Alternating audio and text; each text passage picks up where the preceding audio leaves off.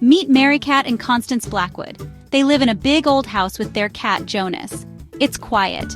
They're alone. Their world is small, just the house and the garden. The house is their castle. They are safe inside. Constance cooks and cleans. Cat takes care of the garden. She talks to her cat. She believes in magic. She buries things in the ground for protection. They don't go into the village much. People scare them. They whisper about the Blackwood family. They stare at Constance and Cat with suspicion in their eyes. The sisters have each other. That's all that matters. They are content in their isolation. Or so they tell themselves.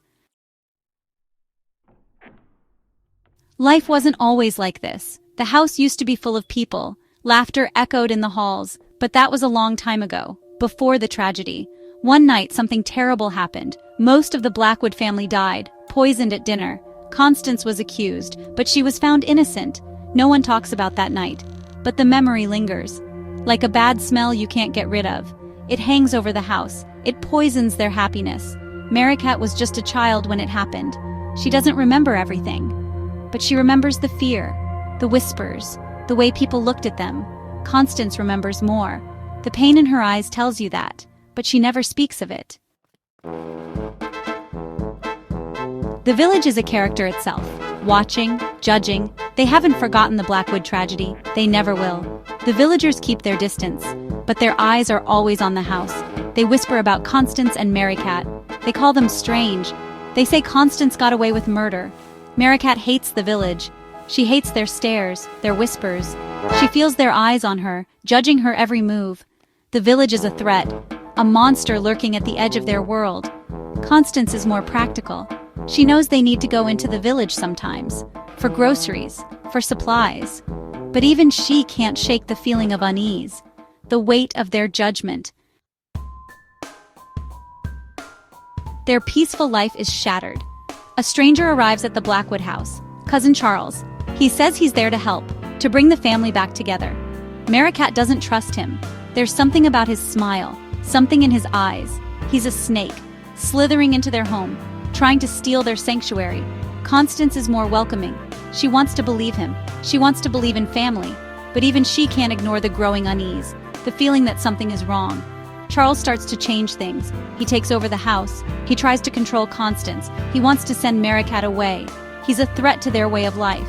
Cat knows she has to protect her sister, protect their home, even if it means resorting to desperate measures. Cat lives in a world of her own, a place that feels both enchanted and isolated. Her days are shaped by a sense of otherness, as if she's always just a step away from the reality that surrounds her. The house she lives in is her sanctuary, but it's also a fortress, keeping the outside world at bay. It's, a world of magic and rituals, where every shadow seems to hold a secret and every corner is alive with possibility. For Cat, the ordinary is never just ordinary. There's always something more, something hidden beneath the surface. She believes in the power of words, and honestly, the power of objects too. Words are like spells to her, and objects, no matter how small, can become talismans, charged with meaning and intent. She collects these things, imbuing them with her hopes, her fears, and her wishes for protection. She creates her own safe spaces, arranging her belongings with careful precision. Each item has its place, each corner is watched over by something special. These arrangements are more than just habits. They're rituals repeated over and over to keep her world in balance. She nails signs to trees and she buries things in the garden. These acts are not random. They're deliberate, almost ceremonial. Each sign, each buried object is a message to the world outside. Stay away. This is my space, my rules. These are her wards, her protection against the outside world. The charms and boundaries she creates are like invisible shields, keeping out what she fears and holding close what she loves. They are her way of drawing a line between herself and the chaos beyond. She has a special connection with nature, finding comfort in the quiet company of trees and the gentle rustle of leaves.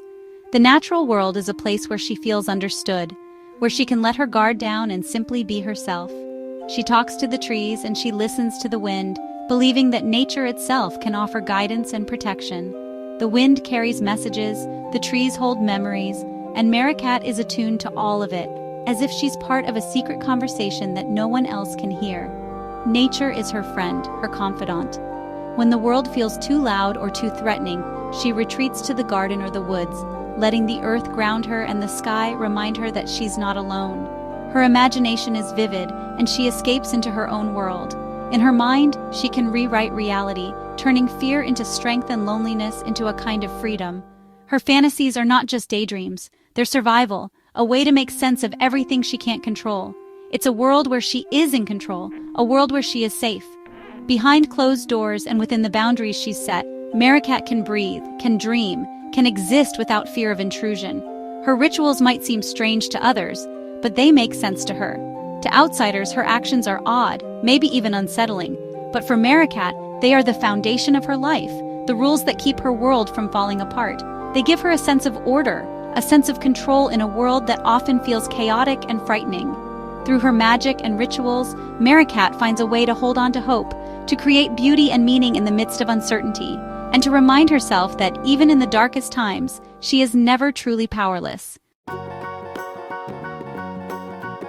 The Blackwood house is a sanctuary. Its imposing walls and shadowed halls have stood for generations, sheltering those within from the chaos and cruelty of the outside world. To the sisters, this house is more than just a home. It's a fortress, a place where they can hide from prying eyes and whispered rumors. Inside, the air is thick with memories and the comfort of routine.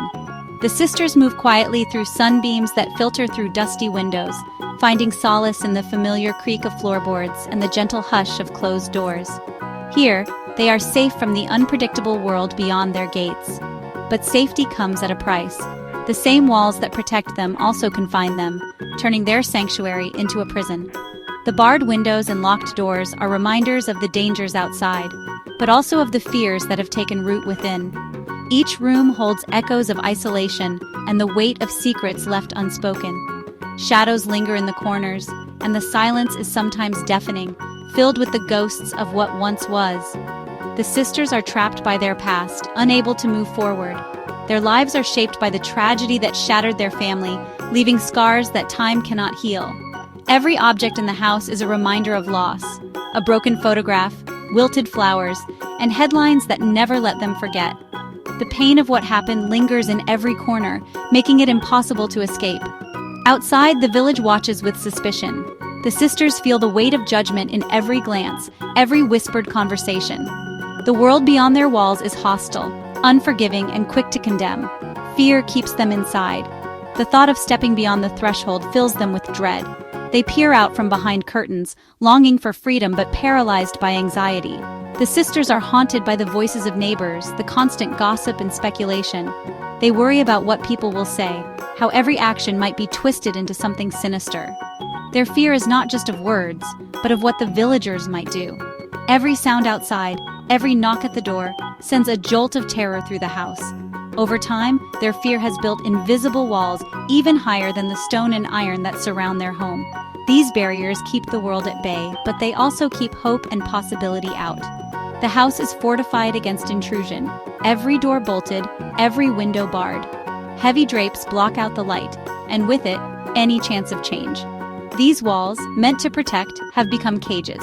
The sisters are prisoners of their own making, unable to break free from the cycle of fear and isolation. Constance, the elder sister, dreams of a life beyond these walls.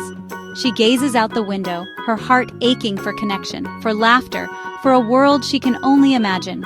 She yearns for freedom, for sunlight on her face and the simple joys of ordinary life. But the fear of the past and the threat of the outside world hold her back. Each time she approaches the door, hope and fear wage a silent battle within her. The past is a heavy chain, and she cannot bring herself to break it. Maricat, her younger sister, finds comfort in their isolation. She creates her own world within the house and garden, content with solitude and the rituals that keep her feeling safe. For Maricat, the outside world holds no appeal. She believes they need no one else, that happiness can be found in the quiet and the familiar. Yet even Maricat cannot ignore the sense that their world is shrinking, that the darkness is closing in. The walls that once protected them now threaten to suffocate, and the sisters must decide if they will remain prisoners of their fear or find the courage to step into the light. What is home? Is it a place of safety and comfort, or is it a place of confinement and fear? For the Blackwood sisters, home is a complicated concept.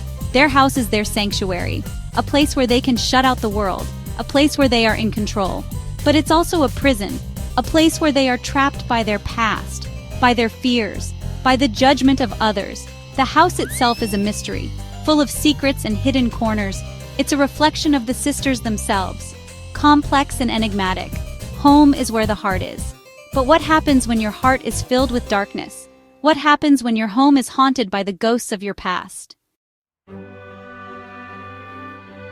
Love and loss are intertwined in the Blackwood house. The sisters have an unbreakable bond. They only have each other. Their love is fierce and protective, but their isolation comes at a price. They have shut themselves off from the world. They have pushed away anyone who tries to get close. Their fear has cost them dearly. They have lost their family, they have lost their friends, they have lost their connection to the outside world. They are left with only each other and the ghosts of their past. Is their love enough to sustain them, or will their isolation ultimately destroy them? We Have Always Lived in the Castle is a story that lingers in your mind, haunting you long after you've turned the final page. It's not just a book you read, it's an experience you inhabit, a world you step into and find difficult to leave behind. The atmosphere is thick with secrets, and every shadow seems to whisper a new mystery. At its heart, it's a story about family, about the bonds that tie us together and the fears that can pull us apart. It's about the way love and suspicion can exist side by side, shaping the lives of those who share a home. It's also about the power of imagination and how the stories we tell ourselves can protect us, or sometimes imprison us. The mind can be a sanctuary, but it can also be a labyrinth. Katherine and Constance, the sisters at the center of the story, are unforgettable. They are strange, yes, quirky, mysterious, and deeply flawed. But their oddness is what makes them so compelling. They are survivors, each in their own way, navigating a world that doesn't understand them. Beneath their peculiarities, they are also deeply human, vulnerable, loving, and fiercely loyal to each other. Their relationship is both a shield and a cage, a source of comfort and of pain. The world they inhabit is both unsettling and captivating, a place where every creak of the floorboards and flicker of candlelight hints at something hidden just out of sight. The house itself feels alive, a character in its own right, holding on to memories and grudges. In this world, the line between reality and fantasy is blurred. Dreams and nightmares intermingle, and it's never quite clear where one ends and the other begins. The sisters' rituals and superstitions become a way to make sense of the chaos around them. Here, the ordinary and the extraordinary collide. Everyday objects take on new meaning, and the smallest details can become symbols of hope or dread. The mundane is transformed into something magical or menacing, depending on who is looking. The story delves deep into the dark side of human nature, the power of fear, the danger of isolation, and the way suspicion can poison even the closest relationships. It asks us to consider what happens when a community turns against its own, and how easily kindness can curdle into cruelty. Yet for all its darkness, the novel also celebrates the enduring power of love. It reminds us of the importance of family, of finding connection and comfort even in the most unlikely places. The sisters' devotion to each other is a light in the gloom. There is a strange beauty in the unusual, a kind of magic in the things that don't quite fit. The story invites us to embrace the oddities of life, to find wonder in the things that others might overlook or fear. In the end, We Have Always Lived in the Castle is about finding your place in the world, even if that place is on the margins, even if it's a little bit different from everyone else's. It's about carving out a space where you belong, no matter how strange it may seem to others. Sometimes the greatest strength lies in embracing what sets us apart. Sometimes the most enduring love is found in the most unexpected places. And sometimes the place where we truly belong is a little bit strange.